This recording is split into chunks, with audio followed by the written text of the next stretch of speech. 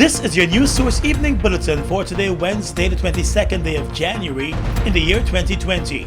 I'm Gordon Mosley, thanking you for joining us. Here is what we're tracking tonight.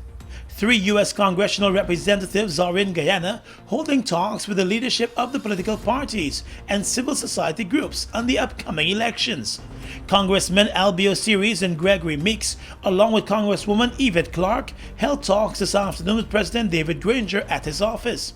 After the meeting, President Granger explained some of the issues discussed. We have always been compliant to the Constitution, so I was able to assure the U.S. congressional team that all the preparations which need to be made are being made by the Election Commission in accordance with the law, and that the executive branch of government has been compliant with the Constitution, and that we are working towards ensuring that the elections are indeed free and fair, and we will continue to cooperate with the Elections Commission to do so. I feel that the congressional team was satisfied with our explanations, and they were assured that there will be no disorder or there will be no lawlessness, and that they can look forward to Guyana playing a key role in the Western Hemisphere as a mature democracy. The U.S. congressional team was accompanied by the American ambassador. This morning, the officials met with opposition leader Barra Jagdeo and other officials of the People's Progressive Party Civic. Mr. Jagdeo told News Source that the meeting with the U.S. representatives went well. He said the congressional team reiterated the U.S. government's support for free, fair, and credible elections in Guyana. And they reiterated the United States' support for free, fair, credible elections, peaceful elections, and that all the parties that are contesting the elections would accept the results peacefully. And so that is the key message that came from their side to us, and I think they will be repeating that to all the parties that they meet. The visiting team also met with representatives of the Private Sector Commission, the Georgetown Chamber of Commerce, and the American Chamber of Commerce in Guyana. The 3 U.S. congressional reps sit on various committees that overlook affairs in the Western Hemisphere. More news coming up in a moment. The voting process. Once you have been identified as the elector you claim to be, you would be given a ballot paper that is stamped at the back, top and bottom halves in your presence. On the ballot paper, provision is made for you to vote twice. Once at the top section where you vote for the party of your choice in the general election, and once at the bottom section where you vote for the party of your choice in the regional election. Make your mark in the box provided on the right of your choice. After you have voted, fold the ballot paper as shown by the election official. Dip the first joint of your right index finger in the ink provided and place the ballot paper in the ballot box that is there for this purpose. You would then have to peacefully depart the polling station. For more information, contact GCOM on 225-027729, 223-9653, email pro@gcom.org.gy, or visit GCOM's website at www.gcom.org.gy. Tired of long lines? Register with MyGTT at mygtt.co.gy. That's mygtt.co.gy to view and pay your bills from anywhere. Enter to win an Amazon gift card worth $25 or a bounty voucher worth 5,000 Guyana dollars when you sign up today. GTT, do more. The Guyana Elections Commission has published the revised list of electors. Eligible persons are advised to check their information on the list posted in their respective areas or on the GCOM's website at www.gcom.org.gy. Persons who did transactions such as new registration, changes, or corrections to their information in the recent registration exercises must check the revised list of electors to ensure that they are listed and information is correct. If your information is not correctly stated, you must visit the GCOM office in your area on or before the 25th of January 2020 with the triplicate copy of the registration form referred to as the pink slip to ensure the update is done. The updated and corrected information will be on the official list of electors. For more information, visit our website at www.gcom.org.gy. Follow GCOM on Facebook at Guyana Elections Commission. Contact us on 225-0277-9 or 223-9653. Email pro@gcom.org.gy or the nearest GCOM registration office. GBTI is your Guyanese bank, a bank that understands every customer's unique needs, opportunities, challenges, and financial concerns. At GBTI, we see you for you. Whether you're buying a new home or car, planning your next vacation or retirement, saving for your child's future, or whether you're ready to take that bold step of investing in your dream business idea, we are with you every step of the way. We hear your stories and watch you focus on your dreams as we share your aspirations. We are more than just banking. We are a family. We are part of your community. Our commitment extends way beyond the walls of our branches and is demonstrated every day in the opportunities we provide to our individual and business customers. The support, time, and commitment we give back to communities across Guyana to help improve the lives of our Guyanese families. Because we see Guyana through your eyes. We are legions of men standing strong, but never too proud to stoop and help someone. We must send a clear signal to all. Do right. Walk in upright ways, knowing that's what being a man is all about. And ever aware that things will only get worse when good men do nothing. Stand strong. Be the one to live right. Fuel it up and drive, Super 95. Tune up. Fuel it up and drive, Super 95. Tune up. Protect your fuel system, boy. High mileage and performance, boy. Guyana Super 95 gasoline gives you more reasons to drive and is available at 56 service stations nationwide. For affordable price, high performance, and high mileage, choose Guyana's Super 95 gasoline. Fuel it up and drive. Welcome back. Well, the Diamond Grove community now has a magistrates court of its own to ease the judicial burden in the Lower Demerara district. The court was commissioned this morning by President David Granger, who noted that the opening of the court coincides with his government's commitment to taking more government services to the people. The Diamond Grove Magistrates Court in the Demerara-Mahaica region is another step in the direction of providing easier access to justice for everyone, everywhere in Guyana. Access to justice is a guiding principle of Guyana's judiciary. The decentralization of the magistracy conforms to the government's policy of extending public services countrywide. The president reminded that Guyana is a very complex country geographically and socially, and he added that cross-country communication and transportation are challenging, and that encourages the need for the decentralization of government services. The Republic has pursued a policy of regionalization in order to extend public services, to expand public utilities, and enhance regional and national development. These are not easy tasks, given the country's geographic and demographic realities, as you've heard already from the Chancellor.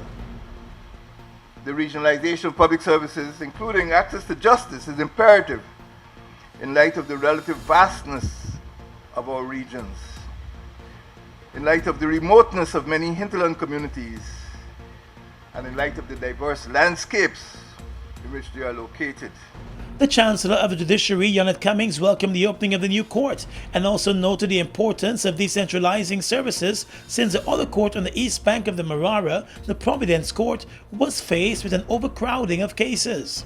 Prior to the establishment of this courthouse, sittings of the Magistrates Court, as you know, took place at the Providence Magistrates Court. It is no secret that Providence is one of the busiest courts in Guyana. She also explained that with the increase in population on the east bank of the Marara, there is an increase in legal needs in the district, and the lone court at Providence could not accommodate that. The new court is equipped with 2 friendly courtrooms, wheelchair ramps, and elevators for persons with physical disabilities. Courtroom recording equipment have also been installed. Chief Justice Roxanne George Wiltshire said sittings at the new court will begin almost immediately, with a number of matters already listed. Well, the presidential candidates for 3 of the political parties contesting the March 2nd elections in Guyana have been removed as candidates by the Guyana Elections Commission. At its statutory meeting yesterday, the Elections Commission made a decision to remove Liberty and Justice Party candidate Lennox Schumann, United Republic Party candidate Dr. Vishnu Bandhu, and People's Republic Party candidate Dr. Valerie Leung from the list of candidates because of their dual citizenship at the time of their declarations on nomination day. GCOM's move was confirmed by Commissioners Vincent Alexander, Bibi Shadiq, and Robeson Ben following the meeting yesterday. I understand that the lists were gazetted, but the Commission's decision was that Mr. Bandhu, Mr. Schumann, and Ms. Leung, their names have to be taken off those lists because when they put their names there, they were all dual citizens. And so, whatever happens after that, will. Okay? The situation is that if someone had not made a proper correct and authentic declaration and at the time of the date for that declaration was in default, then the person is not eligible to be on the list. That's the principle. The move by the Elections Commission came on the same day that the Commission published the lists of all candidates contesting the elections in local newspapers. The names of the 3 candidates who have now been removed were among the listed candidates published by GCOM in the press. Yesterday, the leader of the United Republic Party, Dr. Vishnu Bandhu, provided a copy of his certificate of relinquishment of U.S. citizenship. But the certificate is dated January 16, 2020, and that means that at the time of his declaration as a candidate on the 10th of January, he was still a citizen of the United States.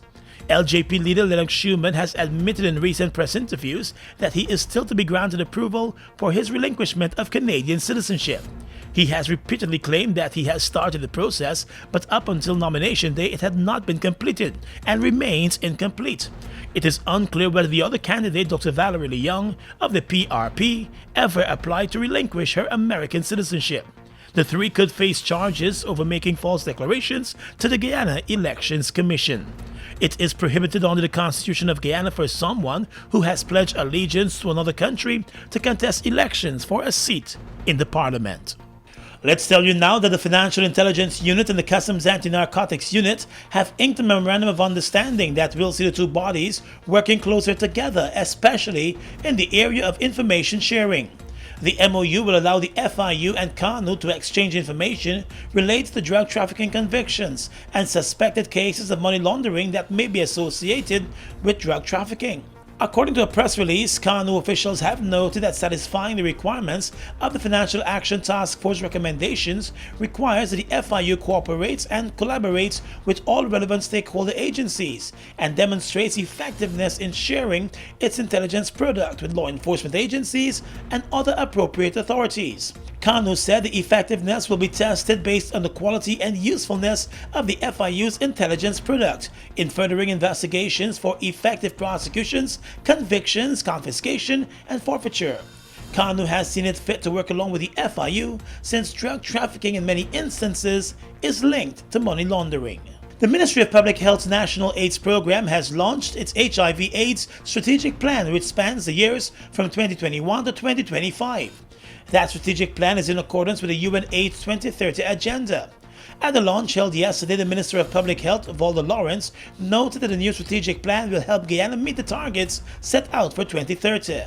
Some of the major barriers that continue to hinder progress in this area include stigma and discrimination, lack of family support, limited community involvement, reduced number of active stakeholders, supply chain management, as well as systemic hurdles that we continue to address. I remember the time when we used to say HIV is everybody's business, and it takes a village to raise a child. However, with time, as a village, we have begun to mind our own business, and our family structures are slowly disintegrating, thereby reducing our ability to provide that much needed support to end this epidemic. The UN AIDS targets, popularly known in the HIV health arena as 90-90-90, means that by 2030 countries should have achieved 90% of persons living with HIV knowing their status, 90% of those persons receiving antiretrovirals, and 90% of those on treatment having received viral suppression. The minister noted that Guyana has achieved the first 90, and that's 90% of the estimated persons living with HIV in Guyana knowing their status. Further, new infections are increasing among our young people ages 20 through 29 years old. Our men are not accessing the testing sites, and therefore we will need to take the services to them. And while testing coverage for our pregnant mothers is greater than 95%, the challenges still exist in having 100% of them linked to treatment services to reduce the transmission of HIV from mother to child. In the last year, we have also noticed a slight increase in new infections among our women when compared to our men, and this signals to us changes in sexual behaviors and perceived risk for contracting HIV. Over the past few years, data has shown that there are more than 8,000 Guyanese living with HIV. Many of the new cases are among women and young people. And though global HIV averages have decreased, the Public Health Ministry and its partners have seen an increase in cases related to young people and women in Guyana. While the committee spearheading Guyana's 50th Republic Day celebrations is encouraging all Guyana to celebrate a significant milestone in the country's history. Guyana became a republic on the 23rd of February 1970. Several activities are planned to mark the 50th anniversary this year. At a media briefing this morning, head of that committee, Minister of Social Cohesion, Dr. George Norton, said with the elections coming a week after the anniversary, Guyanese should unite and mark the milestone. We have already started, as you are no doubt aware, with the 50 days of prayer for our nation, to signal that this is a non-partisan national celebration.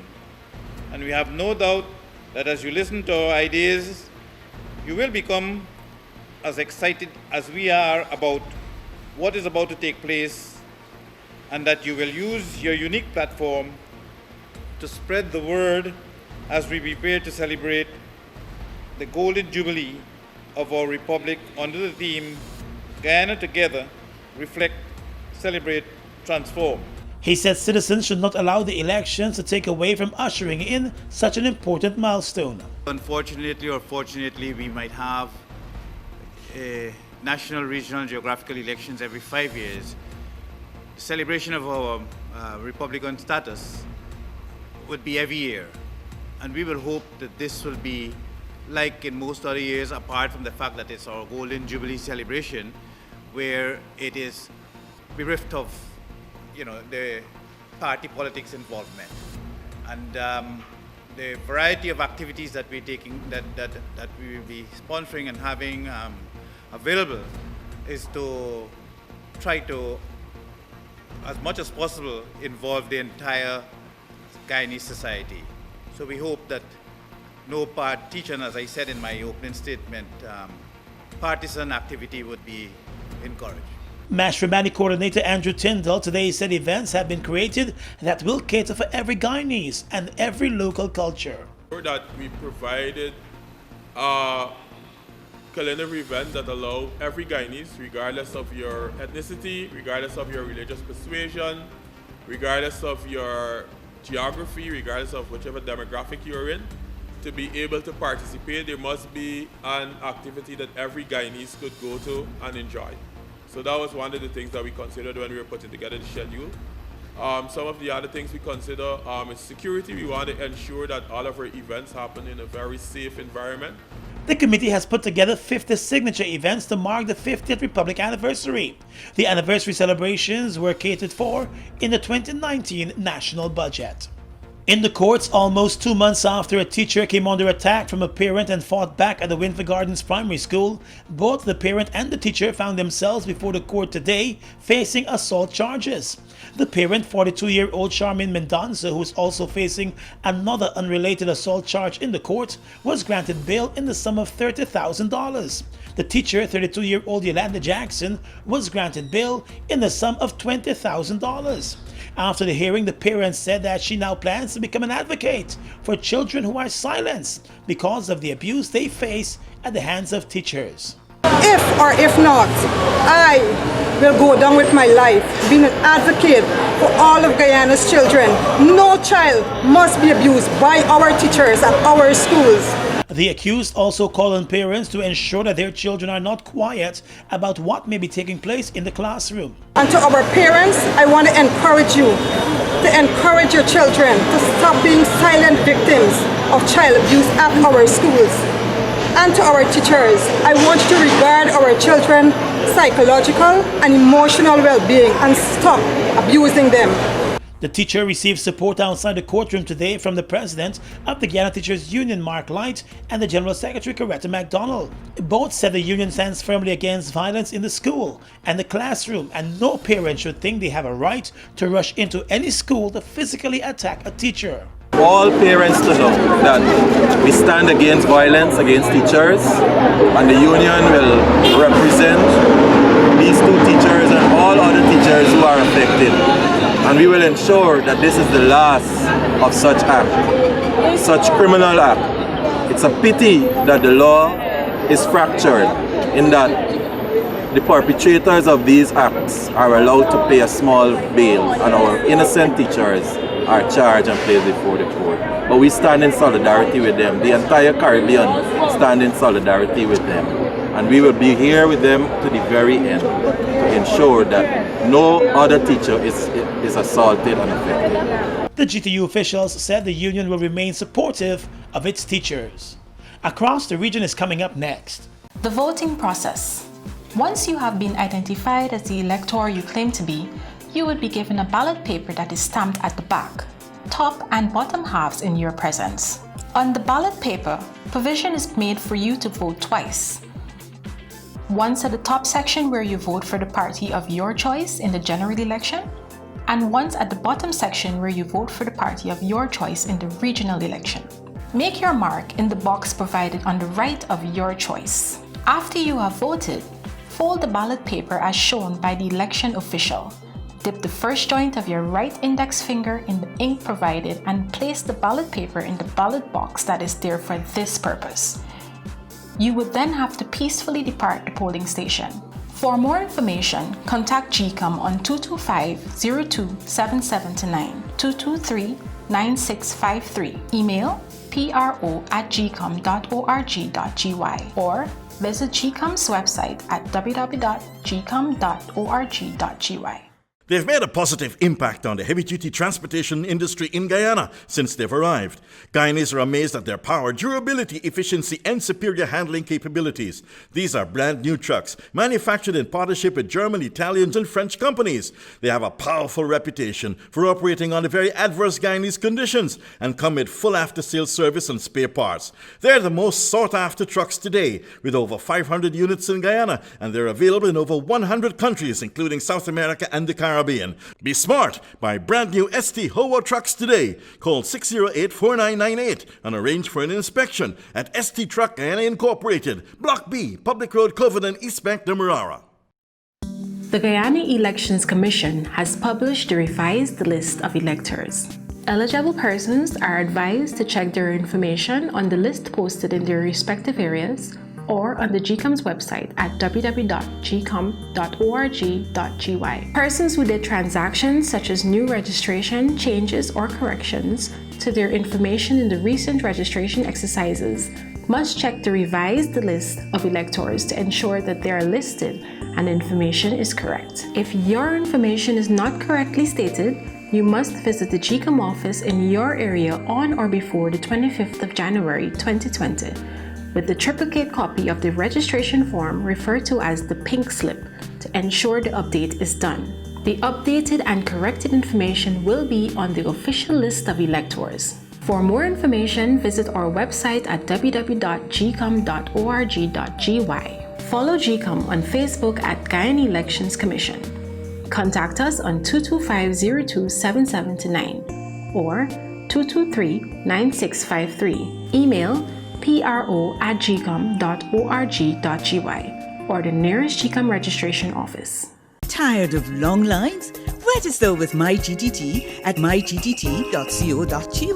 That's mygtt.co.gy to view and pay your bills from anywhere. Enter to win an Amazon gift card worth $25 or a bounty voucher worth 5,000 Guyana dollars when you sign up today. GTT, do more. GBTI is your Guyanese bank, a bank that understands every customer's unique needs, opportunities, challenges, and financial concerns. At GBTI, we see you for you. Whether you're buying a new home or car, planning your next vacation or retirement, saving for your child's future, or whether you're ready to take that bold step of investing in your dream business idea, we are with you every step of the way. We hear your stories and watch you focus on your dreams as we share your aspirations. We are more than just banking. We are a family. We are part of your community. Our commitment extends way beyond the walls of our branches and is demonstrated every day in the opportunities we provide to our individual and business customers. The support, time, and commitment we give back to communities across Guyana to help improve the lives of our Guyanese families.